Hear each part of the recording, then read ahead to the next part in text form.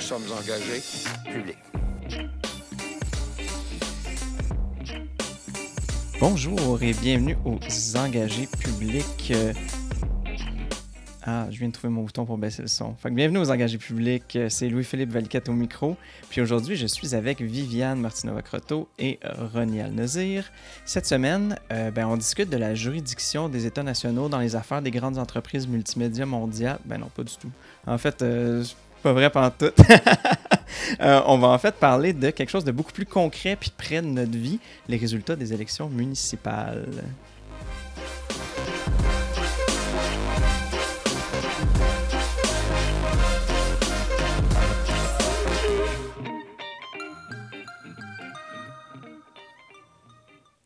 Okay. Je suis en train de me dire que j'étais tellement pas préparée pour l'épisode de ce soir. Je suis sûr que tu aurais pu le faire pareil. Oui, c'est ça. J'aurais embarqué dans le wagon. OK, good. Premièrement, je voulais juste faire une petite annonce comme à l'habitude, juste pour les gens qui veulent nous appuyer ou avoir accès à des formations politiques d'organisation. Vous pouvez vous abonner aux formations avec un s.engagépublic avec des s.com. Puis, il y a une nouvelle formation sur la méthode d'organisation politique de la campagne de Obama. Donc, si ça vous intéresse, ne manquez pas ça. Parmi les formations, d'ailleurs, vous avez une formation donnée par une nouvellement élue mairesse d'une des plus grandes villes du Québec. Donc, ça vaut quand même la peine de le mentionner. Absolument. Catherine Fournier. Absolument. Seulement 5$ par mois en plus. C'est un beau spécial. Je suis sûr que ça l'a bien servi à Ronnie. Elle n'était pas mairesse à l'époque, c'est pour ça le prix. Ça coûterait plus cher. Ça va augmenter, là. Oui, c'est ça. C'est comme un NFT. Exact. On va juste faire garder une seule copie séparée, puis on la vend à une personne. C'est ça. Ouais. C'est ça. Mais sinon, on peut embarquer directement. Dans le fond, nous trois, particulièrement vous deux, on va parler spécifiquement des élections municipales à Montréal. Donc, premièrement, juste rappeler les résultats très rapidement. Fait que l'équipe de Valérie Plante, ou en fait Valérie Plante pour la mairie, a eu 52, Coder 38 et 7% pour Holness. Donc, c'est bel et bien Valérie Plante qui sera la nouvelle maire de Montréal. Puis, sans plus d'introduction, je voulais vous demander qu'est-ce que vous pensez des résultats? Oui, peut-être. Moi, j'ai été impliquée un petit peu dans la campagne de Valérie Plante de Projet Montréal. C'est pour ça, d'ailleurs, que je n'étais pas très disponible pour des épisodes des engagés publics parce que le temps que j'avais, j'essayais de le mettre sur cette campagne. Je n'étais pas une organisatrice dans le secret des dieux, là, j'étais une bonne soldate de terrain qui a fait du tractage, un peu de porte-à-porte, un peu de téléphone et de sortie de vote. J'ai eu pas mal de plaisir à le faire, d'ailleurs. Beaucoup de kilomètres de marché. Non, mais évidemment, je suis très, très heureuse du résultat. On pensait que ça serait beaucoup plus serré que ça. Il n'y a personne qui aurait prédit une victoire aussi claire, même en additionnant le vote obtenu par l'équipe de Mouvement Montréal, Balarama Holness, et celui de Denis Coderre. C'est quand même une victoire claire pour Valérie Plante. Donc, elle a obtenu plus de voix que ses deux concurrents réunis. Moi, évidemment, je suis très contente parce que je trouve que Valérie Plante incarne presque tout ce que j'aime de la politique, en fait. Puis des politiciens qui ont le cœur à la bonne place. Je pense qu'elle a fait des faux pas pendant son mandat, pendant ses 4 ans. Puis à chaque fois, je trouvais qu'elle en tirait des leçons. Elle ne refaisait pas les mêmes erreurs. Quand elle se faisait accuser de peut-être pas avoir assez consulté les marchands d'une rue pour telle affaire, mais après ça, elle s'assurait que les consultations soient vraiment bien menées. Donc, toutes sortes il y a plein de petits moments comme ça où je trouvais que là, elle s'était trompée. Elle s'assure de ne pas refaire la même chose. Donc là, je pense qu'on s'enligne sur un 4 ans à Montréal qui va être... on va avoir une excellente politicienne, une excellente mairesse à la tête de Montréal. Ouais, c'est quand même, comme tu disais, c'est un assez haut pourcentage. Je veux dire, en haut de 50%, quand tu as plus que 2 partis, ça veut quand même dire, quelque chose. C'est pas super banal. C'est sûr que le troisième parti, en pourcentage, a eu quand même beaucoup moins que les autres, à 7%, mais c'est quand même pas rien du tout. Ronnie, toi, tu étais impliqué dans l'équipe de Ensemble Montréal. Mais à première vue, qu'est-ce que tu as pensé des résultats hier quand tu as vu ça arriver? Ben écoute, moi, personnellement, tu sais, on se le cachera pas, la dernière semaine de campagne a été difficile, tu sais, pour l'équipe. Moi, quand j'ai vu les résultats, ma première pensée a été envers les candidats, les gens que, tu sais, je veux juste être transparent. Tu sais, moi, Ensemble Montréal, j'ai joint ça en 2018. Pour la première fois, j'ai travaillé au cabinet de l'opposition officielle. Et depuis 2019, depuis que j'ai commencé ma maîtrise au HEC, j'étais plus employé, j'étais plus vraiment impliqué non plus. Je suis rembarqué dans la campagne parce que il y a beaucoup de monde que j'estime dans cette campagne-là. Tu sais, je pense à ma première pensée va envers Lionel Pérez, qui a été mon patron pendant 1 an et quelques, qui est, je vais le dire, là, un des élus les plus rigoureux, les plus assidus avec lesquels j'ai travaillé de toute ma vie. Puis je suis content pour Gracia, que je connais aussi, qui a fait une belle campagne visiblement. Mais je Superbe pense que... percée, juste le mentionner, là, c'était tellement, tellement chaud jusqu'à la toute fin. Les résultats sont sortis comme tard, là. Puis c'est la première femme noire élue mairesse dans cet arrondissement, donc c'est vraiment exceptionnel. Absolument. Je pense même que c'est la première femme noire à être élue dans un arrondissement. Oui, à la mairie d'un arrondissement, point, effectivement. C'est ça, donc, puis je la salue, c'est quelqu'un que je connais, que j'ai côtoyé à Force Jeunesse par le passé, que je trouve qu'il est vraiment une bonne personne, puis j'en doute pas qu'elle est allée en politique pour les bonnes raisons, mais en même temps, Lionel Pérez, pour moi, ça vient me faire quelque chose, parce que c'est quelqu'un que j'apprécie énormément. Même chose pour Gabriel Retta, avec qui j'ai travaillé, était son chef de cabinet, qui était mon chef de cabinet, qui a aussi perdu dans Loyola. Je pense à Karine Boivin-Roy dans MHM, qui était une élue fantastique en Ouvriel, qui a pris sa chance, qui s'est présentée à la mairie et qui a perdu. Puis elle a fait encore une fois une campagne vraiment exceptionnelle. Donc, moi, la première chose que j'ai retenue, c'est que la politique, c'est des humains. Puis, voir des gens qui sont en larmes parce qu'ils ont perdu leur district, je trouve ça triste. C'est quelque chose que les gens à la maison peut-être ne savent pas ou ne peuvent pas s'imaginer. Mais pas tout le monde qui va en politique pour l'argent, encore moins la politique municipale.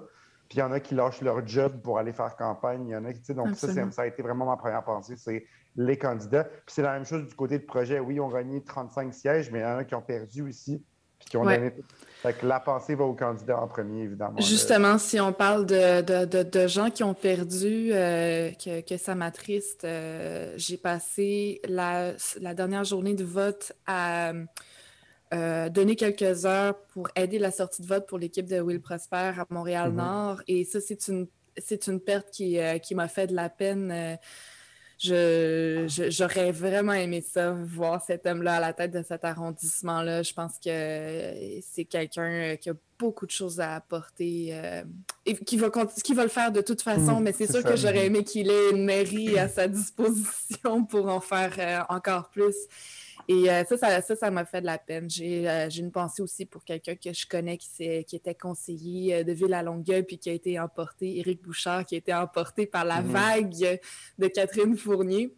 Autant je suis contente pour Catherine Fournier parce que c'est quelqu'un que je trouve absolument extraordinaire comme politicienne. Autant, c'est sûr que ça me fait un peu de peine pour Éric, qui, je pense, a tout donné en tant que conseiller dans ce district.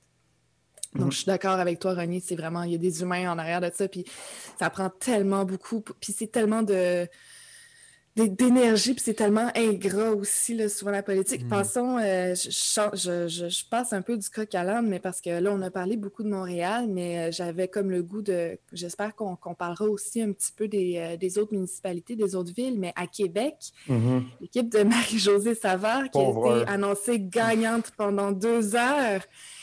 Et finalement, la situation s'est retournée. Donc, tous les gros médias avaient prévu sa victoire. L'avaient déclaré élu. Et finalement, à la fin du dépouillement, on se rendait compte que l'avance se resserrait. Et finalement, la personne qui était deuxième derrière elle l'a dépassé et quand je me suis réveillée, finalement, ce n'était plus Savard qui était la mairesse de Montréal, c'était Bruno Marchand. Québec, de Québec. Ouais. Ben, puis en plus, c'était quelque chose parce que la différence était relativement haute. C'était pas une histoire de 2-3%. C'était 4000 voix, là. C'était 4000 voix, c'était 10% de différence. Là, il va y avoir, je pense, un recomptage. Puis même Bruno Marchand, quand on l'a interviewé, on lui a dit l'autre équipe veut faire un recomptage. Sa réponse, ça a été « Je les comprends, j'aurais fait la même chose. » Genre, c'est sûr. C'est normal. C'est le genre de truc que c'est déjà tough de perdre, mais de penser que tu gagnes et de savoir que tu perds après, ça doit être encore pire. En plus, elle est allée faire un discours. Là. Elle est allée faire un discours de victoire. Là, elle a fait son discours de victoire. Elle a remercié son équipe, sa famille. C'est cruel. C'est horrible.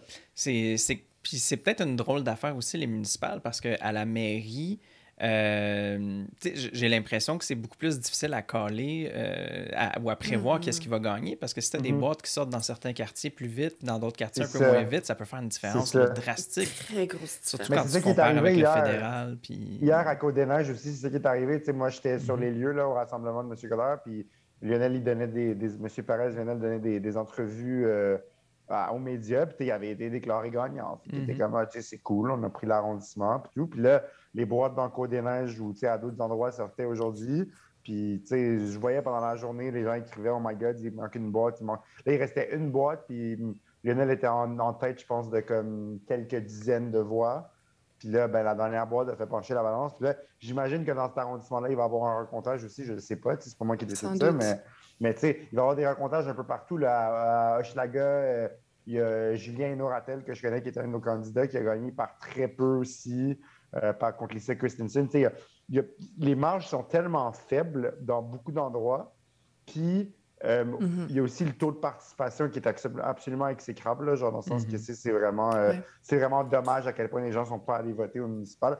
Est-ce que c'est de la fatigue du fédéral? Peut-être. Mais je pense que c'est aussi compliqué. Parlons-en du taux de participation. Ouais. Ça, c'est un sujet important. Effectivement, je pense qu'il y a eu les deux élections collées l'une après l'autre. Je pense qu'il y a des gens qu'on a perdus juste à cause de ça. Puis ça se comprend. Mais j'en veux contre certains organismes publics aussi. Élection Québec, je trouve, a pas fait un très bon travail sur cette élection-ci. Vous en avez peut-être entendu parler là, au début, quand on a tous reçu nos cartes d'électeurs, qu'on est habitué de recevoir, on sait comment ça fonctionne d'habitude. Il fallait chercher notre nom sur la carte pour avoir la confirmation qu'on était bel et bien inscrit correctement. Et même, je veux dire, même des personnes tout à fait, je veux dire, fonctionnelles, là, qui sont quand même capables de se débrouiller, genre des chroniqueurs. Mathieu Charlebois écrivait ça. Pensait qu'il n'était pas inscrit sur la liste électorale parce que le nom n'était pas apparent sur les feuilles qu'on a reçues. Puis il y a probablement des gens qui pensaient qu'ils n'étaient pas inscrits et que ça demandait ça demande un effort de plus d'aller s'inscrire sur la liste électorale. Donc tu te dis, je ne vais pas y aller. Donc, il y a ça. J'ai trouvé d'ailleurs cette carte-là, cette lettre-là, extrêmement confuse en termes d'explication de quoi faire dans tel scénario, quoi faire dans tel scénario. Donc, ça, je trouve que ça partait très mal pour un meilleur taux de participation. Ensuite, Radio-Canada qui décide de ne pas diffuser les résultats. Je veux dire, c'est la télévision publique, ne fait pas d'émission de soirée électorale sur les élections municipales à travers le Québec. Il fallait aller sur YouTube pour les retrouver, faire ça. Ah ouais, pour vrai? Pour vrai. Wow. Pour vrai. Parce que c'était le gala de la disque en même temps. Ah, quoi? OK. Ouais. Wow. Donc, les deux événements se faisaient concurrence. J'ai aucun problème à ce qu'on diffuse, évidemment, le gala de la disque sur la télévision publique. Mais, d'abord, les élections municipales sont à date fixe à tous les 4 ans, donc peut-être qu'on pouvait choisir une autre date pour le gala. En effet. Puis ensuite, mais c'est sûr que ça aide pas. C'est déjà un palier qui est mal mené où les gens sont peut-être moins bien renseignés alors que ça a tellement des effets concrets sur nos vies. Si en plus, faut aller chercher pour suivre les résultats, je trouve qu'on s'aide pas. pour les Il y a, prochaines il y a élections. aussi, je dois mentionner que le vote par correspondance n'a pas été mis en place pour cette élection-ci, là. Puis ça n'a sûrement pas aidé. Ça n'a sûrement pas aidé le taux de participation. Il a été mis en place, mais il n'a peut-être pas été mis de l'avant. Probablement que beaucoup de gens ne voyaient pas, ne savaient pas comment ça pouvait se faire. Encore une fois, je pense que Élection Québec a des croûtes à manger par rapport à ses devoirs sur cette élection-ci. Puis j'espère qu'ils vont faire un bilan assez sérieux de comment rendre la chose plus claire et plus accessible. Puis il y a Je aussi, sais il y a pas aussi pour le vous fait aussi, que... mais les lieux de vote, excuse-moi Ronnie, mais les lieux de vote, j'ai l'impression qu'ils étaient moins nombreux plus loin. Moi, j'ai jamais été voté aussi loin que ça que de chez nous, là. Mais c'est ça que j'allais dire justement, c'est qu'il n'y avait pas de vote, mais mettons pour les aînés, là, je pense, en CHSLD ou en RPA. Puis ça, d'ailleurs, tu sais, Viviane, tu le dis que Mme Plante, elle a fait des erreurs, puis qu'elle les reconnaît. Ben, ça, je pense que de l'administration, c'en était une. Parce que, tu sais, il y avait des demandes de beaucoup de RPA, de citoyens aînés, de les mettre en place. Puis là, c'est juste si tu avais un bureau de vote dans ta RPA ou dans ton CHSLD que tu pouvais aller voter. Sinon, il fallait que tu ailles au lieu de vote. T'sais. Fait que ça, c'est peut-être un faux pas, mais là, ils l'ont promis pour 2025, donc ça ne se reproduira plus. Mais c'est quand même dommage. T'sais. Tout à fait, mais je suis d'accord avec ça. Ne jamais rendre le vote moins accessible. Là, ça, je suis absolument d'accord, mais est-ce que c'est une décision de l'administration ou c'est une décision d'Élection Québec? Des fois, ça peut être... en fait, je pense que ce que j'ai compris, c'est un peu des deux parce qu'il faut que ça soit voté en conseil de ville. Ah, d'accord. De mémoire, l'opposition avait demandé que ça se fasse. Puis là, je pense que l'administration avait dit qu'il n'y avait pas le temps de le faire. Je sais pas. Je sais pas, là, c'est peut-être une affaire politique. Je suis pas exactement sûr, mais ça aurait pu apparemment se faire dans les délais pour 2021. Donc, l'important, c'est que d'ici la prochaine élection municipale, même la prochaine partielle, parce que là, il va en avoir des partielles, clairement, là, éventuellement. Donc, ce serait le fun que ce soit mis en place dès la prochaine partielle qu'il va avoir éventuellement. Là.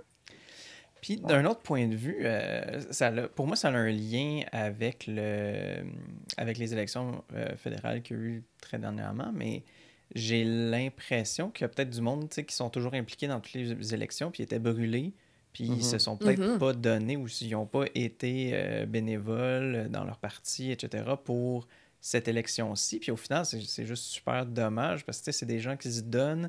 Puis là, ils se sont donnés en fou pour une élection. Bon, on connaît les résultats de la fédérale, là.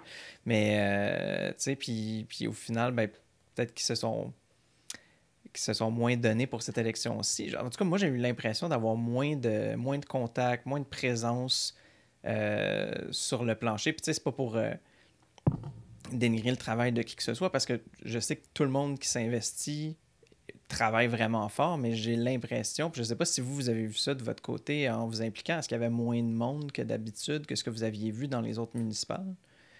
Ou est-ce que, comme tu dis, René, tu t'es impliqué en 2018, fait que je ne sais pas si c'était cette perspective-là. Moi, tu sais, je veux dire, je m'étais jamais vraiment impliqué à fond dans une municipale générale. La dernière fois, j'avais donné un coup de main dans mon arrondissement d'Unsick à un de mes amis qui était candidat avec l'équipe Coder. Et à Route-Chutiliane, en Unsick. Puis là, on avait du monde, tout, mais c'était un arrondissement qui était très mobilisé et tout. Puis là, maintenant, vu que j'étais plus au central, j'étais là, dans la machine, tout ça, donc je ne voyais pas vraiment les locaux, mais mettons où j'étais le jour J, le samedi, dimanche, il y avait quand même du monde, mais c'est vrai que c'était moins que ce que j'aurais pu imaginer, mettons. Là. Moi, j'ai pas remarqué ce que tu dis, Louis-Philippe, mais j'ai vraiment pas de misère à le croire, là. Je comprends. Je veux dire, c'est sûr, là. C'est sûr qu'il y a des militants qui seraient impliqués sur tous les paliers normalement, puis qui sont brûlés au fédéral, puis qui n'ont pas voulu s'impliquer au municipal. Je peux pas croire que ça ne soit pas arrivé. Dans mon environnement, cependant, probablement parce que je suis plus dans un cercle de Québec solidaire. Peut-être que s'il y a des implications à l'élection fédérale, elles se font plus discrètes ou je l'ai peut-être... parce que c'est un peu bizarre la position d'un solidaire à une élection fédérale. Hein. Je dis tout le temps que je déteste voter aux élections fédérales, mais c'est ça. Donc, moi, j'ai vu des gens qui étaient quand même très impliqués à Montréal pour Projet Montréal, à Québec pour Transition Québec, ailleurs pour d'autres partis, pour la vague écologiste au municipal, là, qui se voulait comme une espèce de pas exactement de regroupement, plus comme un manifeste auquel on essayait de faire adhérer les candidats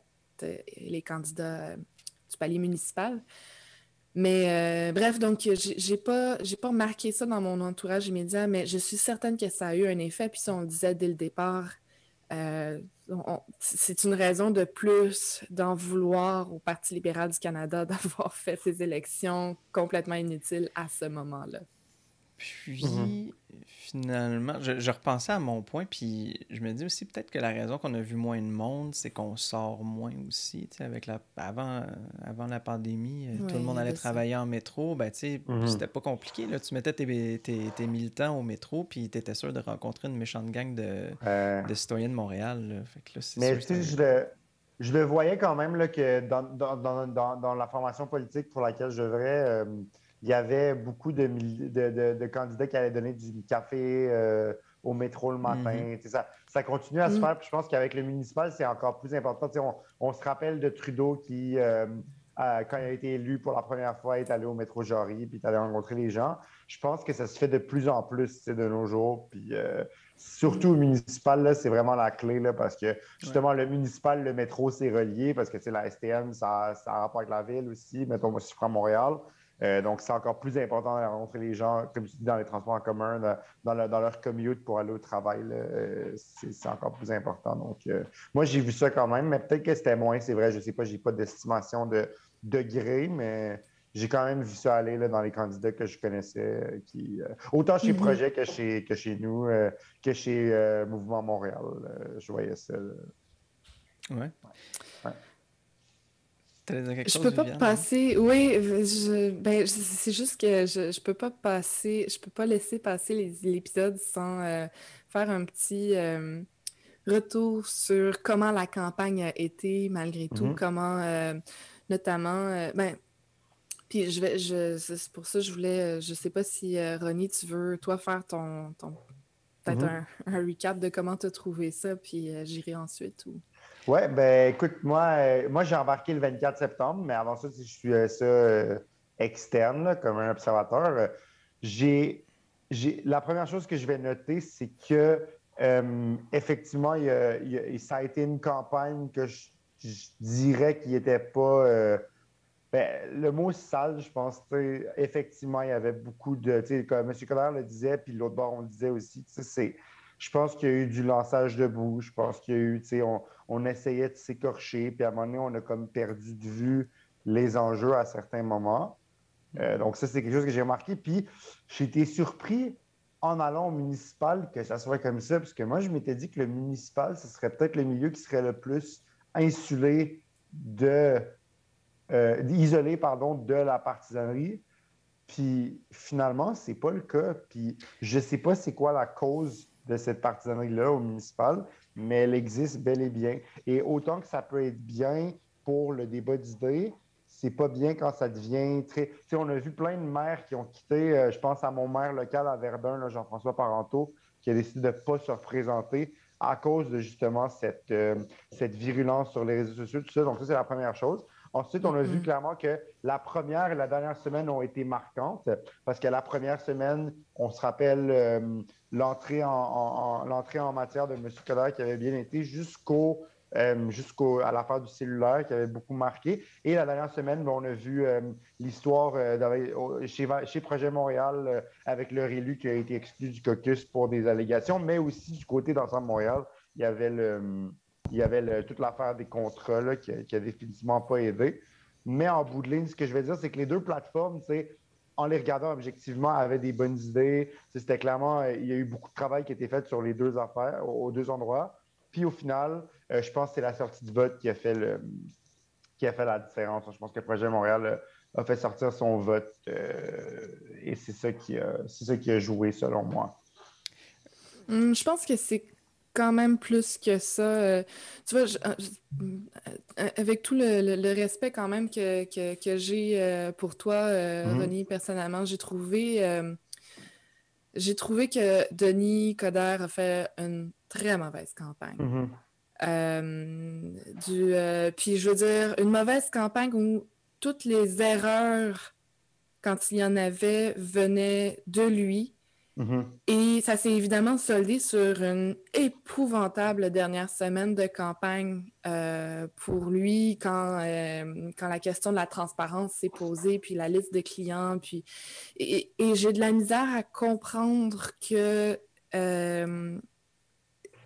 il n'ait pas vu ça venir, il n'ait pas su comment répondre adéquatement de façon satisfaisante en ayant appris justement de ses erreurs de la campagne de 2017.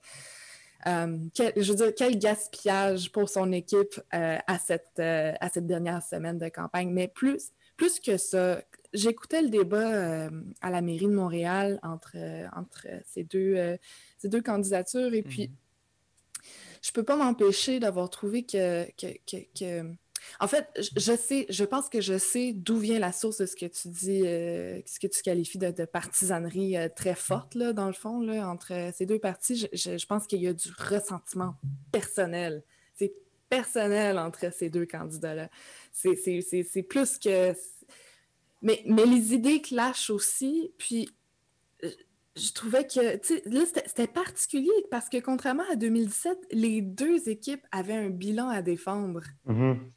Les deux équipes avaient un bilan à défendre. Les deux, tu sais, je veux dire, ils partaient à quelque part sur un pied d'égalité à ce niveau-là. Chacune avait 4 ans de fait, puis des choses des choses à mettre sur la table par rapport à ce qu'ils avaient réussi, par rapport à ce qu'il leur restait à faire. Mais je trouvais que d'abord, je trouvais que Ensemble Montréal manquait de cohérence sur ses idées. C'était pas clair c'était quoi la direction, la couleur à donner à ce parti-là. C'est ce qui est quand même souvent le cas, je trouve, Bon, enfin, je veux pas nécessairement... mais aussi, je trouvais... je trouve... En fait, j'en veux à Denis Coderre ultimement parce que je trouve qu'il a paru comme... Il m'a fait l'effet de pas une belle personne. C'est l'inverse d'une belle personne. Et son discours de défaite a été, disons, à la hauteur de ce que je m'attendais de quelqu'un qui n'est pas une belle personne. C'est-à-dire qu'il dit qu'il aurait voulu ramener la magie à Montréal. Tu sais, aucune espèce de concession à la personne qui a gagné, clairement, qui a fait une belle campagne, qui a mérité sa victoire, mais vraiment de dire... c'est un peu malheureusement à Montréal, ça va être de la merde parce que je suis pas élu. Oui, c'est ça. Puis là, de finir en disant la campagne la plus sale que j'ai jamais vécue, alors que du point de vue extérieur, comme je dis, j'ai donné du temps au projet Montréal, mais je n'étais pas du tout dans le secret des dieux. Donc, il y a peut-être des choses que je ne sais pas, mais il s'est sali tout seul. Il s'est vraiment sali tout seul. Il n'a pas fait le background check qu'il aurait dû sur ses candidats. Quand il y a un candidat qui se présente alors que c'est un agent qui fait des flips immobiliers, puis que le prix du logement est un des plus gros enjeux qu'on a à Montréal, mais c'est lui qui l'a échappé. De la même façon que quand il ne sait pas comment répondre adéquatement puis qu'il change sa réponse à chaque fois pendant la dernière semaine de campagne sur pourquoi il ne publie pas la liste des clients qu'il a eus, donc des personnes envers qui, des organisations envers lesquelles il est quelque part un peu redevable, puis qu'il change, puis qu'il se fait prendre dans des mensonges à mesure que ça passe. Mais c'est pas personne, je veux dire... S'il avait dévoilé sa liste de clients dès le départ, il aurait répondu à la question, puis on serait peut-être passé à autre chose. Mais donc, c'est pour ça que je trouve qu'il s'est fait ça lui-même. Je pense que peut-être que tu sais, puis...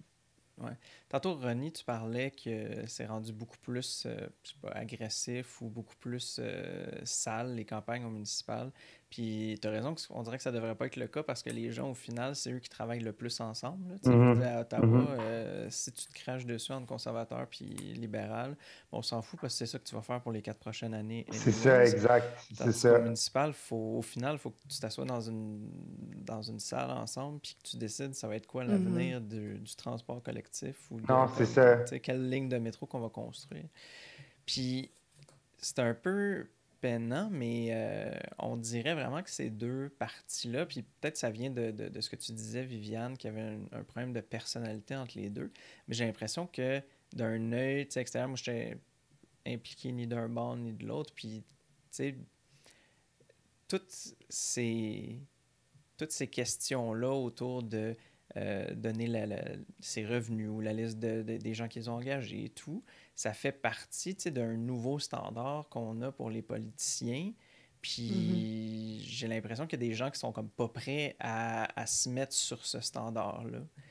Puis, tu sais, c'est dommage parce que ça veut pas dire que Denis Coderre aurait été un mauvais maire parce qu'il a reçu des dons ou, tu sais, il a reçu de l'argent d'un tel puis d'un tel. Mais ce qui est plus fatigant, c'est qu'il n'accepte pas de se mettre au standard que maintenant on devrait attendre de tout le monde. Mais c'est surtout la recherche d'excuses qui changeait à mesure que la semaine passait. C'est ça qui était, je veux dire, d'abord de dire qu'il ne peut pas parce qu'il y a des ententes de confidentialité, puis finalement qu'on apprenne que c'est pas vrai dans tous les cas. Il y en a qui n'ont pas, les gros morceaux, disons, n'ont pas d'entente de confidentialité, donc c'était pas ça l'enjeu.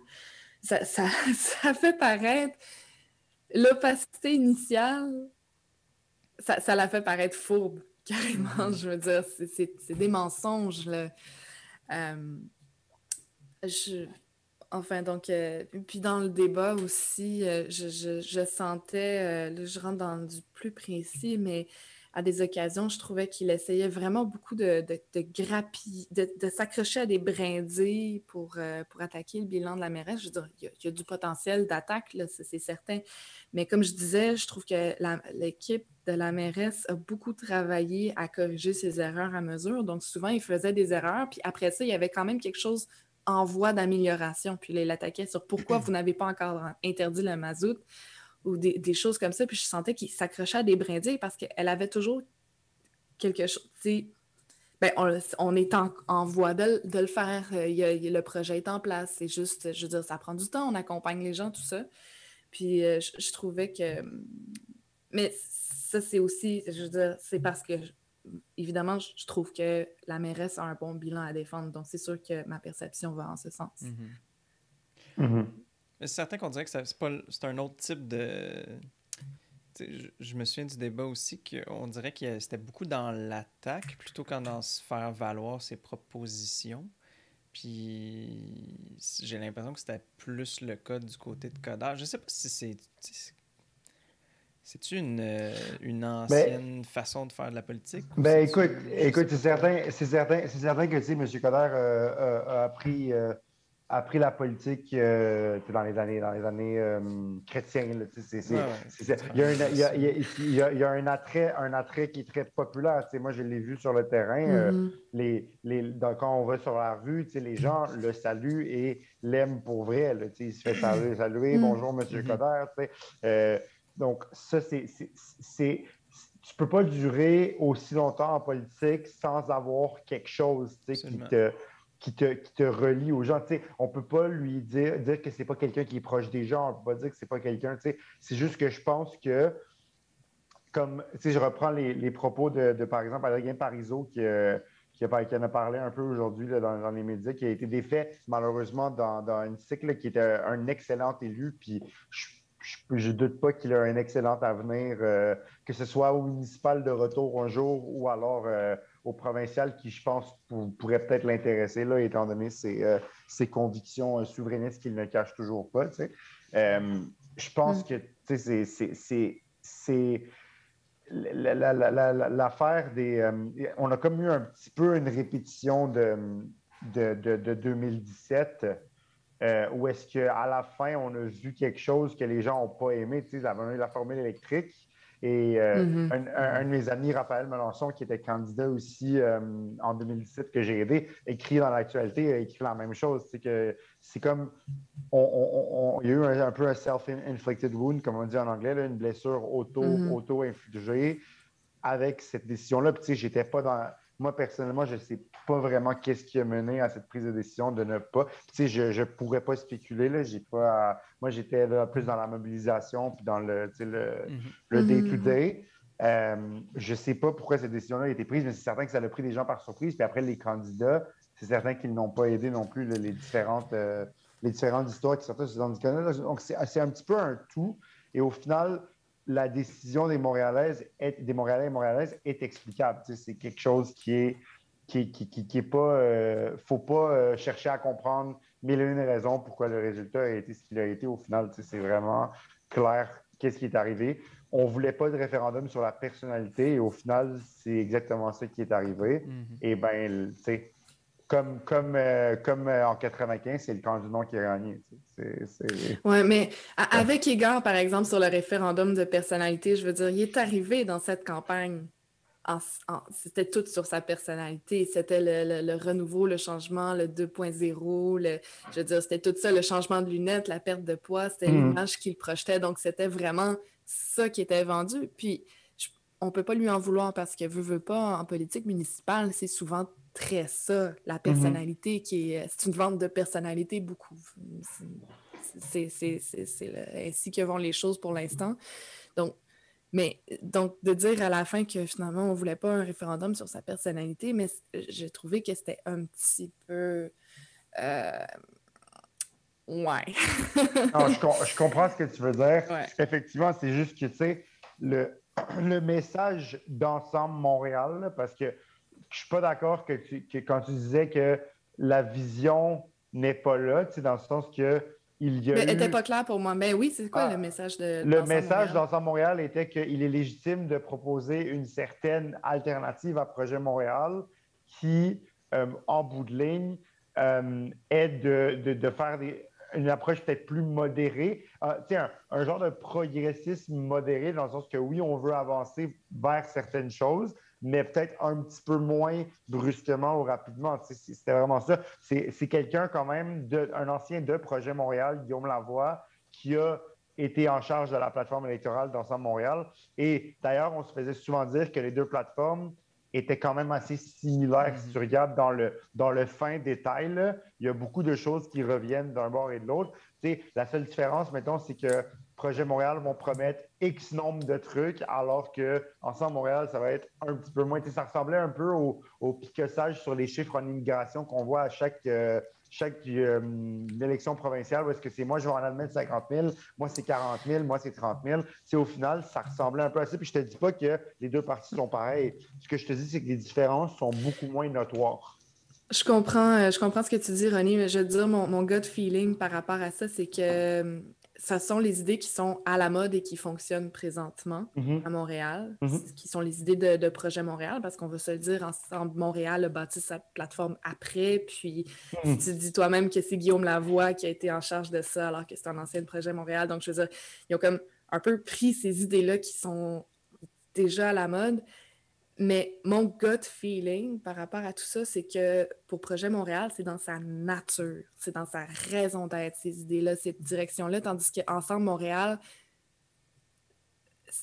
comme pour moi, c'est comme une impression, puis ça, je veux dire, c'est Mhm, l'image que ça me projette, là, mhm. mais que c'est pour plaire, que c'est Ben, prendre les idées pour gagner. Puis, je suis souvent, pas, je sais que tu as excuse-moi, mais travaillé ça, avec plein de non. personnes qui sont rigoureuses puis qui sont sincères, puis je sais que c'est vrai, mais je te parle juste de l'image que ça projette, puis pour Mais, moi, là, je veux dire, ouais. dans le public d'où je me trouve, là. Mais pourquoi tu penses ça? Je pense que je le sais. C'est parce que, tu sais, avant de militer au municipal, tu as milité au provincial, si je ne me trompe pas. Puis, tu sais, au provincial, les partis politiques établis, c'est quelque chose qui est plus fréquent. Tu sais, c'est quelque chose. En fait, il y a juste des Oui. partis politiques établis. Alors qu'au municipal, pendant des années, qu'on remonte à Jean Drapeau, à Pierre Bourque, à Gérald Tremblay et à Coder, premier mandat, c'était des partis qui étaient créés pour la personne qui se présentait à la Mhm. mairie. Alors que Projet Montréal, depuis 2000, sa fondation, si je ne me trompe pas, 2004, peut-être que je me trompe de date, mais je pense que c'est 2004. Je ne sais même pas. Depuis que Richard Bergeron a fondé Projet Montréal, l'idée était d'établir un parti politique qui reste, et ben, ça fait maintenant 17 ans, grassroots, et ça fait 17 ans, et ils sont au pouvoir maintenant. Donc, le pari de Richard Bergeron, il a été réussi. C'était parce que, tu sais, autant au Canada, il n'y a pas de parti politique au municipal. Les conseillers se présentent par eux-mêmes. Ils s'allient avec le maire. Des fois, le maire peut dire « Moi, j'appuie tel conseiller, tout ça », mais il n'y a pas de parti en soi. Puis quand tu parles à des gens de l'extérieur du Canada, de partis politiques au Québec, au municipal, ils trouvent ça vraiment bizarre. Ils sont comme, c'est pas censé d'exister au municipal. Mais Projet Montréal est le plus durable même. Même le parti Marie-Josée Savard, quand les Régis Labon est parti, c'est devenu Équipe Marie-Josée Savard. C'est pas oui, je sais, il change de nom selon la personne qui est là. Alors que Projet Montréal, sous Ferrandez, ça s'appelait Projet Montréal. Sous Valérie Plante, ça s'appelle Projet Montréal. Puis sous la techniquement, c'est Projet Montréal, Équipe Valérie Plante aujourd'hui. Oui, je suis d'accord avec ton point. Ils le mettent à côté pour que les gens comprennent que c'est Mme Plante, parce que le municipal, les gens ne connaissent pas ça. Mais mettons, au Parti libéral du Québec, tu ne verras jamais Parti libéral du Québec - Équipe Dominique Anglade, comme tu ne verras jamais Coalition en Québec - Équipe François Legault. Ça n'existera juste pas parce que ces partis-là sont connus. Même Québec solidaire, ça fait quoi?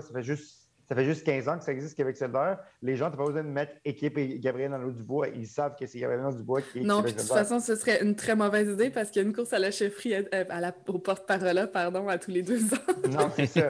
À Québec solidaire, donc changez pas de nom à chaque fois. Mais c'est ça, donc je pense que c'est pour ça que les gens peut-être voient Projet Montréal plus comme c'est dans sa nature, puisque ça a été fondé à la base. Mais il ne faut pas oublier que Denis Coderre a été capable d'attirer des gens progressistes dans son équipe en 2017 comme en 2014. Richard Bergeron, le fondateur de Projet Montréal, s'est retrouvé chez Denis Coderre. Elsie Lefebvre, l'ancienne députée péquiste, s'est retrouvée chez Denis Coderre. Adrien Parizeau s'est retrouvé chez Denis Coderre. Donc, il y a quand même cet effet de coalition. Il y a eu des mouvements inverses aussi, mais oui. Oui, absolument, mais tu comprends, c'est que du municipal au municipal, tu peux aller d'un parti à l'autre, parce que je pense que des gens, par exemple, de Projet Montréal qui ont peut-être certains bémols avec certaines choses que Projet Montréal font, mais sont quand même, ils sont d'accord avec beaucoup des valeurs, pourraient changer à un autre parti, comme des gens de Ensemble Montréal pourraient décider, maintenant, c'est sûr qu'il va aller en voir là, des gens qui... Moi, je serais surpris de voir que personne ne traverse.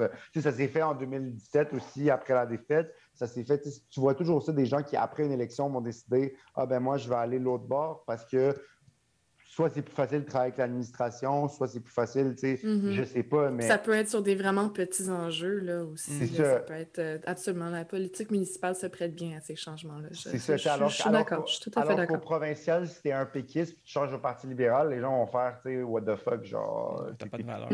T'es plus souverainiste, genre. Exact. C'est vraiment intéressant comme point parce que ça démontre que, est-ce que... Puis...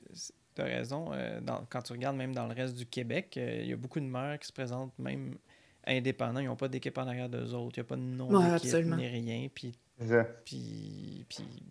Québec, même chose. Puis Montréal, c'est un peu... en fait, Projet Montréal, c'est un peu unique.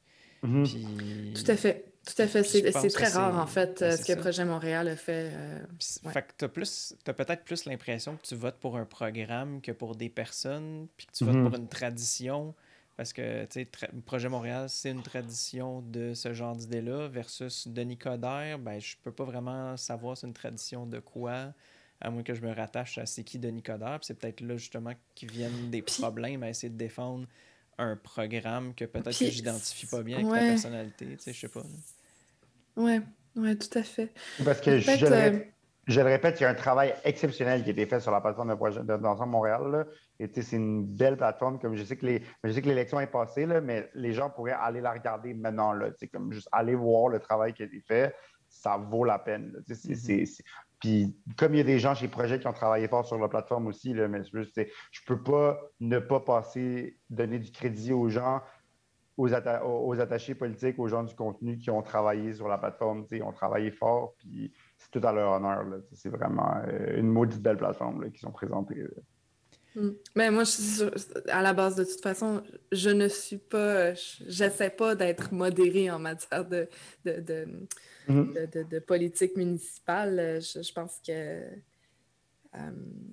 Tout le monde a son opinion subjective de non, quel c'est ça, programme est mieux exactement. que l'autre, Donc, mais ça c'est veut ça. pas dire que celui de Ensemble Mais, n'est pas bien ficelé.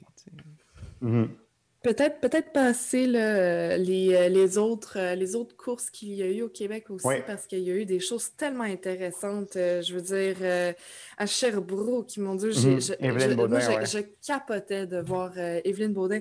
Je pensais pas, pourtant, je la connais un peu, donc je suis tellement fière mais puis je sais que ça fait des années que ça se travaillait petit à petit, puis que c'est une personne organisée, mobilisatrice et tout. Mais je pensais pas qu'elle allait gagner. Puis je voyais au début de la course, elle tirait de l'arrière, puis je me disais, ah, c'est plate, mais crime, c'est un beau résultat, elle a de quoi être fière. Puis là, à mesure que la soirée avançait, que l'écart se rétrécissait et que finalement, elle prenait la tête, je virais folle. Je capotais. C'est tellement une personne admirable. Je pense que c'est vraiment un changement extraordinaire pour la ville de Sherbrooke. Puis pour Longueuil aussi, évidemment. Je pense que Catherine Fournier, c'est tellement jeune, plus jeune que moi. Absolument. Plus jeune que moi. Ouais. Mais cette femme-là, je veux dire, c'est une politicienne aguerrie. C'est Absolument. qui est absolument capable de prendre les défis d'une mairie dans un conseil de ville qui était tellement déchiré par justement de la partisanerie paralysante. Là. Puis scandale. C'est bien quelqu'un qui est capable d'aider, qui est capable de réparer ces brisures-là. C'est bien Catherine Fournier. Là. Absolument. Puis pour rebondir sur ce que tu as dit, à Sherbrooke, je connais pas tant la ville de Sherbrooke, évidemment, là, parce que j'ai grandi à Montréal, tout ça, puis je suis pas vraiment la politique là-bas, mais je connaissais Luc Fortin qui se présentait là-bas, là, l'ancien ministre libéral que j'avais côtoyé, que je trouvais qu'il était une des bonnes têtes au PLQ sous Couillard. Là. Il était très proche du monde, il avait l'air d'aimer Sherbrooke. Puis, j'en doute pas que cet homme-là va rester impliqué dans la vie civique là, à Sherbrooke. Là. Ça a l'air de quelqu'un qui aime vraiment sa ville. Je me rappelle d'ailleurs qu'il y avait eu, à un moment donné, il avait parlé en faveur de plus de conciliation travail-famille pour les élus. Je me rappelle de ça. Ça aussi, j'avais apprécié ça. Evelyne Baudin, je ne la connais pas, mais de ce que j'ai vu hier, ça a l'air de quelqu'un de très impressionnant. Encore une fois, je pense qu'on a élu des maires et des mairesses qui sont là pour les bonnes raisons, qui ont comme voulu changer les choses. Stéphane Boyer à Laval, c'est la même chose. Il y a une jeune collègue de classe du HEC qui a été élue conseillère municipale avec lui, que je connais, Flavia, que je salue. Là, félicitations. C'est vraiment ça. Là, on a élu des jeunes dans la fin vingtaine, début trentaine, à la tête d'une mairie. Mon ami Nicolas Mallette, qui a été réélu à Cayama en Outaouais, puis mon ami Ludovic Farran, ancien militant de la commission jeunesse du PLQ, élu à Saint-Bruno. Je dois saluer ces gens-là. Puis d'ailleurs, à Montréal aussi, Philippe Thermidor, ancien militant de la CJPLQ, qui a été élu conseiller d'arrondissement à Montréal-Nord. Fait que moi, c'est juste les gens que je connais, mais il y en a d'autres, des gens comme ça, là, des jeunes qui étaient dans les jeunesse de parti, qui ont décidé d'aller au municipal, de faire quelque chose de proximité, puis c'est tout à leur honneur. Puis Catherine Fournier, moi, j'ai fait la CJPLQ, mais je la voyais aller au PQ, puis j'étais comme, moi, elle va être impressionnante. Après ça, elle est allée comme indépendante, on a tout dit, check ça, elle est faite, elle ne va plus jamais rien faire. Depuis 3 ans qu'elle est indépendante, on n'a jamais parlé d'elle autant. Puis là, tout le monde a dit, Jacques Letourneau, il va rentrer là, c'est l'ancien de la CSN, il va gagner, c'est sûr. Non, elle a gagné, bravo pour elle. Rien d'autre à dire que bravo. Puis, Si je retournais en politique un jour, j'aimerais bien prendre 2-3 trucs de sa part. Absolument. Moi, si tu pouvais parier sur des politiciens, comme mettons, tu peux acheter des. Il y a un podcast que j'écoute, là, ça s'appelle The Strategist, puis il parle tout le temps de est-ce que tu veux acheter des stocks sur tel politicien, puis est-ce que tu veux hold, est-ce que tu veux vendre? Moi, j'aurais acheté des actions de Catherine Fournier, genre 3 ans, puis je les aurais vendues maintenant, là, parce que, my God, pour elle. Oh non, t'es vends pas, t'es gardes. Ça continue à monter, c'est vrai. Non, mais tu sais, je veux dire, genre, c'est vraiment impressionnant tout ce qu'on a vu hier, puis honnêtement, comme ça démontre. Puis tant mieux si ça veut dire que les gens vont plus s'intéresser au municipal maintenant. Puis j'espère un taux de vote les élections de 2025 qui est comme 20-30% plus élevé que ce qu'on a eu cette fois-ci. Absolument. Mais c'est quelque chose d'intéressant comme question. Comment est-ce qu'on fait pour intéresser les gens au municipal? Est-ce que c'est une question de les intéresser quand c'est le temps de voter ou c'est une question de les intéresser à longueur de vie, à tous les jours de l'année? Oui, mais c'est un peu... l'affaire, c'est les gens, ils sont intéressés à la politique municipale. Pour avoir fait du porte-à-porte en campagne provinciale, là, les gens nous parlent de dos d'âne, puis de circulation, puis d'arrêt qui les énerve. Là. C'est de la politique municipale. Puis, tu sais, en tant que, mettons, candidate à l'élection provinciale, OK, je veux bien t'écouter, mais je peux pas t'aider. Je suis pas la personne pour ça. C'est pas un enjeu qui... Mais c'est au municipal que ça se passe, ces choses-là. Puis les gens sont tellement pris dans leur quotidien ou je sais pas, mais je sais pas comment faire réaliser aux gens, à une grosse partie du monde à quel point les enjeux proches d'eux là, qui les intéressent sont en politique municipale, puis à quel point c'est important de savoir... De savoir ce qui se passe, puis les choix qu'on a, puis éventuellement même de se présenter quand on en a besoin. J'ai pas la réponse. Pas de réponse aussi à ta question, en fait. J'ai pas la réponse aussi, mais j'ai une histoire, en fait. En janvier 2020, ma mère de 63 ans, elle s'est fait taper par un char, coin... je le dis nonchalamment parce qu'elle est correcte, là, il est arrivé quelque chose de grave. Je le dirais pas si casually, là. Mais elle s'est fait taper par un char, coin Bois-de-Boulogne, Henri Bourassa. Tu connais bien le coin, Viviane, tu t'es présentée là. Oui. Puis là, elle me dit... Pas un coin le fun pour des piétons. C'est ça. Puis là, elle me dit, genre, pourquoi il n'y a pas de virage protégé à ce point-là? D'ailleurs, je souligne, ma mère badass est allée à Sacré-Cœur. Ils ont fait quelques points de suture, puis elle a marché jusqu'à la maison. Fait que juste dire que ma mère, c'est une badass. Puis moi, je l'ai appris le soir. Mon frère m'a dit, maman s'est fait frapper par un char, elle a marché jusqu'à la maison. Je suis comme, oh my God, genre. Elle est correcte, là, c'est bon. Ouais, elle est correcte. Il m'a dit qu'elle était correcte, mais je suis comme, OK, mais elle est badass. En tout cas, je veux dire que ma mère est badass.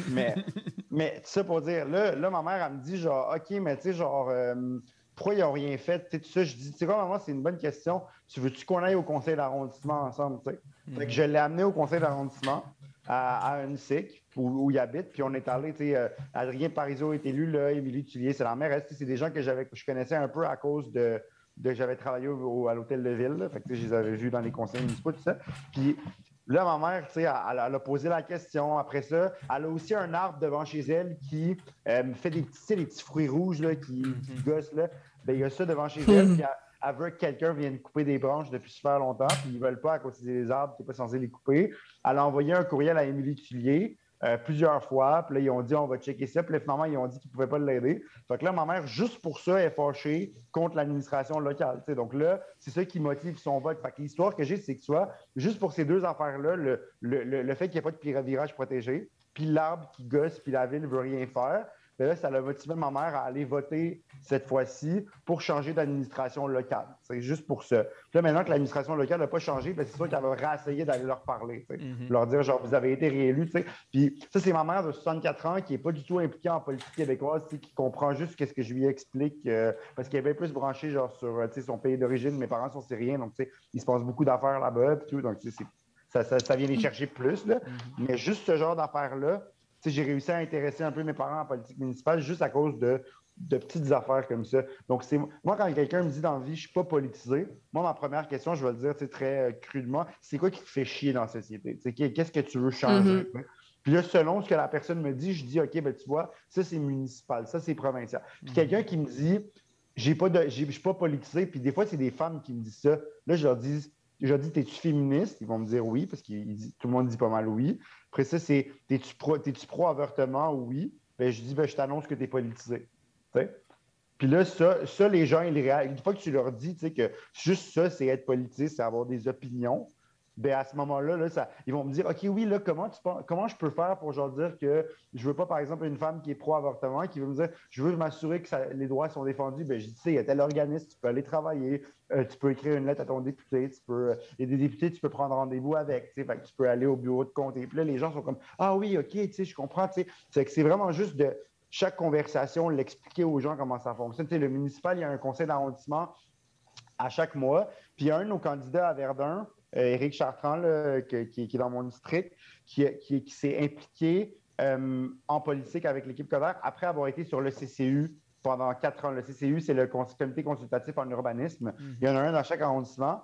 Puis n'importe qui peut être là-dessus. Là. C'est vraiment des citoyens qui sont impliqués, puis que mettons, ils vont me demander qu'est-ce que tu penses qu'on devrait faire sur telle rue, tout ça, genre on devrait mettre plus de drawdown, on devrait-tu mettre un feu protégé là. Mais toi, en tant que citoyen, tu peux aller exprimer. Puis dernière affaire, excusez, Jean Héroldi, qui était candidat dans mon coin. Ça, j'ai trouvé ça très drôle d'ailleurs. Pas que Jean Héroldi n'était pas qualifié pour être en politique, c'est juste que j'aurais jamais pensé que Jean Héroldi, je côtoierais Jean Héroldi dans un contexte politique. Mais tu sais, c'est quelqu'un de super gentil que j'ai rencontré, puis il avait l'air d'avoir les gens à cœur. Puis à l'île des Sœurs, ben lui, il racontait qu'il était impliqué sur la fondation de le CA de l'école de sa fille. Fait que ça commence par des trucs de même. Tu es impliqué sur le CA d'une école. Fait que j'ai dit beaucoup d'affaires, mais tout ça pour dire que c'est tellement spécifique que c'est comme ça qu'il faut que ça commence. Il faut que ça commence par une petite implication locale comme ça.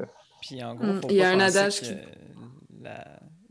vas-y avec ton adage, Viviane. Là, je vais aller après. Ben, l'adage, c'est certainement une citation de quelqu'un de connu dont je me rappelle plus. Ouais. C'est peut-être Churchill, parce que généralement, ça vient de Churchill, ces affaires-là, mais c'était peut-être pas lui non plus. Mais que si on s'occupe pas de la politique, mais la politique, elle allait pas s'occuper de nous. Puis plus proche de nous aussi, Jean-Martin Hossan disait, et ça, je trouvais ça très, très bien, que si vous n'aimez pas ce que vous voyez en politique, ben, il faut que vous vous y impliquiez parce que sinon, c'est juste les personnes qui aiment ce qu'elles y voient qui y vont et les choses continuent. Puis je vais reprendre M. Coder aussi qui dit « Think global, act local », fait que penser au moule complet, puis même penser mondial, tu sais, penser genre à la pauvreté, ça va mal dans le monde, ben tu sais, qu'est-ce que tu peux faire localement pour aider? T'sais? Puis ça commence par le local, puis ça monte jusqu'à, tu sais, comme on dit top-down, grassroots, ben ça commence par en bas, puis ça monte jusqu'en haut. Il faut arrêter de penser que être impliqué ou tu sais, comme faire participer à la politique, c'est d'aller voter aux 4 ans à chacun des paliers, là, tu sais, parce que c'est beaucoup plus de ça. Puis c'est beau ce que tu dis à propos du conseil municipal, c'est pas mal l'organe de politique en tant que, comme le gros mot politique qu'on utilise, là, c'est la chose qui est la plus accessible. Comme, moi, je veux pas... c'est compliqué là, de se faire entendre super bien par son élu fédéral, versus aller là, tu peux aller dire ton opinion direct sur place, puis ils n'ont pas le choix de t'écouter. Fait que c'est comme... c'est un accès direct à la politique du gouvernement. Puis en effet, il faut arrêter de penser que c'est rien que la politique, le gouvernement, que c'est ça la politique, parce que tout ce qu'on fait, toutes les relations qu'on a, toutes les implications qu'on peut avoir, toutes les façons qu'on peut être engagé, c'est aussi de faire de la politique, en effet. Donc, faire un podcast sur les engagés publics. Merci pour reconnaître mon implication. Bravo, LP. Bravo, LP. Mais pour finir, j'aimerais ça un peu explorer... la question sur le futur. Puis j'aimerais ça commencer avec toi, Ronnie. Est-ce que tu as un peu d'optimisme, là? C'est pas Connor qui a gagné, mais comme tu disais, il y a quand même un programme assez semblable. Est-ce que tu vois des bonnes choses qui s'en viennent avec l'équipe de Valérie Plante? Avec l'équipe de Valérie Plante, certainement. Tu sais, moi j'aime pas... Je suis pas un fan de partisanerie en soi. Tu sais, j'ai jamais aimé...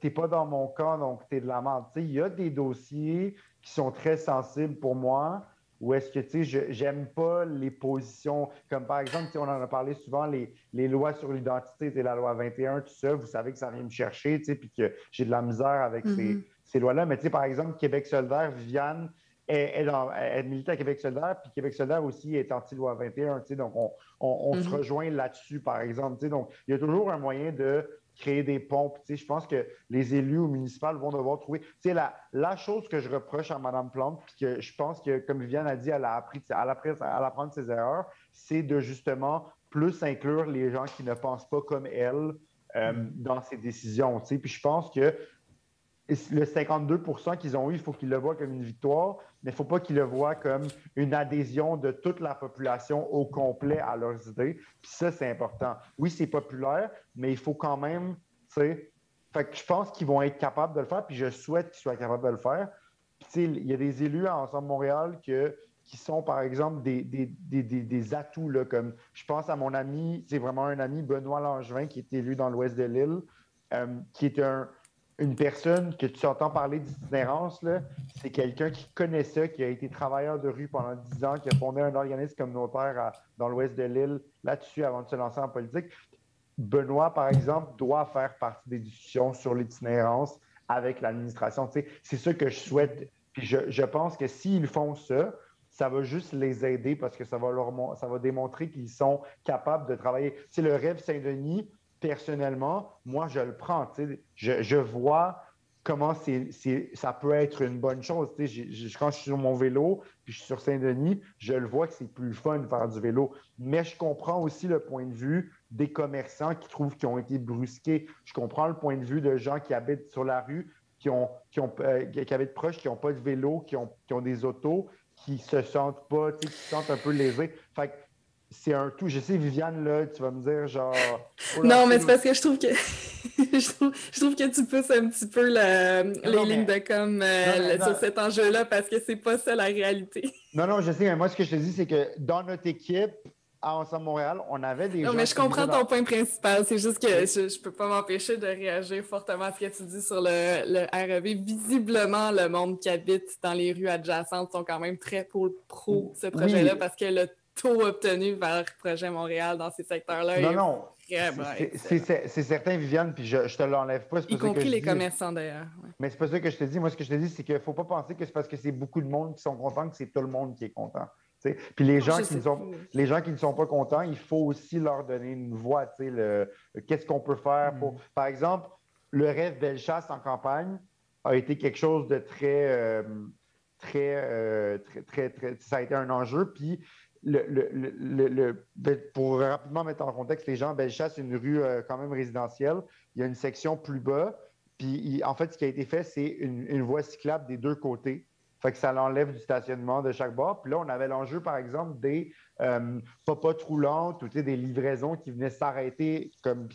L'affaire, c'est qu'on avait mis même pas le droit d'arrêt. Puis là, il y a eu des rapports de personnes qui avaient des contraventions, juste le temps de descendre du camion, aller porter une livraison, puis s'en aller. T'sais. Ça, c'est un vrai enjeu. Puis il va falloir qu'il y a un travail avec la communauté. Puis notre candidat Ensemble Montréal, que je salue, Vianney Godbout, a fait un très bon travail à faire du porte-à-porte. Puis quand les gens lui disaient « Ah, ben écoutez, OK, je suis content, mais je comprends que vous me parlez. » Ben là, moi, je voyais le porte-à-porte municipal, je comprends, mais voyez ce qu'on va faire après l'élection. On va pouvoir s'asseoir, on va pouvoir réunir les gens, on va pouvoir en discuter. C'est vraiment ça, c'est en discuter, en parler. C'est ça le municipal. Donc, moi, je pense que les élus de l'opposition, oui, vont être un atout parce qu'il y avait des choses dans le programme d'Ensemble Montréal que je suis sûr que Projet Montréal pourrait trouver appréciable. C'est sûr qu'ils n'ont pas regardé le programme au complet et ils ont fait « Ah, c'est de la grosse merde, il n'y a rien de bon là-dedans. » Et vice-versa. Donc, je pense qu'il y a un moyen de travailler en collaboration. Puis des fois, Projet Montréal devra faire des concessions à Ensemble Montréal. Des fois, Ensemble Montréal devra faire des concessions à Projet Montréal. Même s'il y a une majorité au conseil, des fois, c'est mieux d'aller chercher un consensus, même si tu as une majorité au conseil, sur certains dossiers qui sont plus litigieux ou plus importants. Quand c'est possible. Exactement. Quand c'est possible, puis que c'est pour le mieux, absolument. C'est Exactement. Juste que c'est pas toujours possible. Des fois, il faut avancer, puis non, c'est certain. On peut pas, des fois, rester... essayer de s'asseoir en deux chaises pour plaire à tout le monde. Non, c'est certain. Mais je suis absolument d'accord que dans la mesure du possible, on essaie d'avoir le meilleur scénario pour tout le monde, toujours. Surtout dans l'optique où il y a des arrondissements, puis il y a des arrondissements dans lesquels Projet Montréal ne sera pas élu, puis ils devront travailler avec les administrations locales. C'est injuste de passer une décision, même si c'est un parc vert que tu veux faire dans un arrondissement, si tu n'es pas élu là, la moindre des choses, c'est de demander à l'administration locale, puis de dire « Hey, est-ce qu'il y a des choses qu'on devrait savoir? » Puis comme au moins comprendre la réalité locale, puis au final trouver un projet qui va plaire au plus de monde possible. C'est juste ça le bémol. Puis, ultimement, Valérie Plante, elle a eu moins de 20% de vote si on prend la population de Montréal entière, là, si on regarde pas juste les gens qui ont été votés. Fait que, tu sais, oui, c'est sûr que dans les gens qui n'ont pas voté, il y en aurait qui auraient si on les avait obligés à voter, ils auraient été à quelque part, mais même s'ils vont pas voter, ça veut pas dire qu'ils n'ont pas de besoin. T'sais. Puis ça veut pas dire qu'il faut pas qu'on les prenne en compte. Puis... Faut donner une raison à ce monde-là d'aller voter à la prochaine élection. Exactement. Ouais. Idéalement pour l'administration en place. mais faut absolument que le taux de participation augmente. Absolument. Puis Viviane, c'est quoi les prochaines étapes pour prouver que Projet Montréal a des idées, une vision pour aujourd'hui et demain? C'est la devise ou C'est demain, non? C'est pas demain, la vie. Le meilleur est à venir était sur les tracts, ouais. Mais moi, je pense que c'est le parti qui était le mieux placé pour une transition environnementale, mais qui laisse personne derrière, tu sais. Parce que c'était un petit peu le défaut de Luc Ferrandez, qui n'est plus en politique municipale, qui est maintenant plus un commentateur politique sur différentes tribunes. Mais lui, c'était tellement dans la crise climatique, la peur, sur le bouton panique un peu de la crise climatique. Puis je comprends, là, je veux dire, il y a des raisons d'être sur le bouton panique de la crise climatique, mais c'était un petit peu... il faut foncer sur cette cause-là, puis tant pis s'il y a des gens qui sont laissés en arrière, l'urgence le justifie. Valérie Plante n'est pas comme ça. Puis je pense que les élus qui sont là présentement ne sont pas comme ça non plus. Un problème majeur à Montréal, ça a été dit et redit, donc c'est pas nouveau, mais le coût des logements je veux dire, c'est très difficile de garder les jeunes familles présentement sur l'île, puis je veux dire, j'en suis une, là, je suis...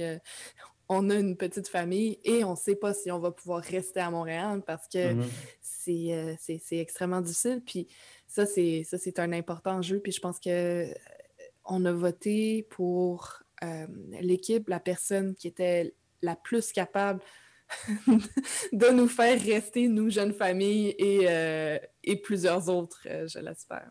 Donc, ouais, parce qu'elle disait les trois premières choses à laquelle elle s'attaque, c'est le logement, la sécurité puis la relance économique. Puis je pense que le deuxième point aussi de la sécurité va être extrêmement important pour le futur. On sait tous pourquoi. Donc... est-ce que vous aviez quelque chose à ajouter, quelque chose que vous vouliez parler de plus? Pas particulièrement de mon côté. C'était vraiment une expérience unique. Puis ça a été fun de vivre une campagne municipale à l'intérieur. C'est vraiment, je suis très heureuse. J'étais vraiment excitée de voir les résultats sortir. Puis si ça peut augurer aussi bien pour les résultats de l'élection provinciale qui va avoir lieu l'an prochain, oui, absolument. C'est vraiment excitant. Je suis vraiment excitée pour l'avenir. Je pense qu'on recommande à tout le monde de s'essayer au moins une fois, d'aller s'impliquer dans une campagne ou quelque chose dans le genre. Absolument. À un moment donné dans sa vie. Ça vaut la peine. Ah oui, vraiment. Excellent. Donc, tout ça pour dire que... Merci d'avoir été des nôtres. Abonnez-vous à notre balado sur Apple Podcasts, Google Podcasts, SoundCloud et Spotify. Suivez-nous sur nos pages Facebook, Twitter, YouTube et Instagram. Pour recevoir notre infolettre, consultez notre boutique ou vous engager. Visitez engagerpublic.com. Donc, bien, c'était notre épisode. Merci beaucoup. Bonne semaine.